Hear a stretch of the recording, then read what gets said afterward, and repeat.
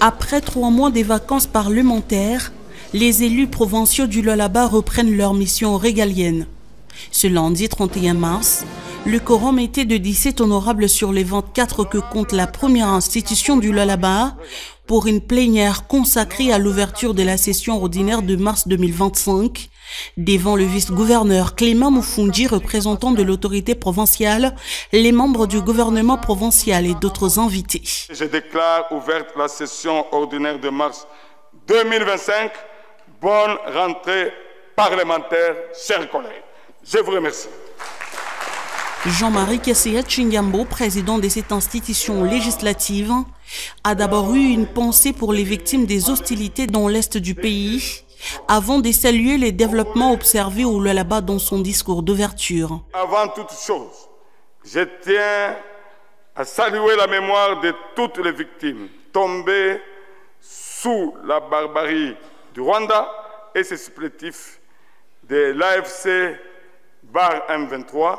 L'allocution du speaker de l'hémicycle provincial du Lualaba a également épinglé l'état des infrastructures financées par la province, surtout les plus importantes. Dans le registre des infrastructures au volet économique, la ville de Kolwezi voit certaines avenues revêtir leur nouvelle robe. Tel est le cas du boulevard Lumumba, des avenues Jepep, Soke et l'avenue qui mène vers Kampi-Aboma, qui sont complètement réhabilités. Je ne saurais boucler les chapitres des infrastructures sans que je ne place un mot sur les immeubles imposants qui poussent dans la ville de Kolwezi et qui la placent au standard du miroir et chef-lieu de la province.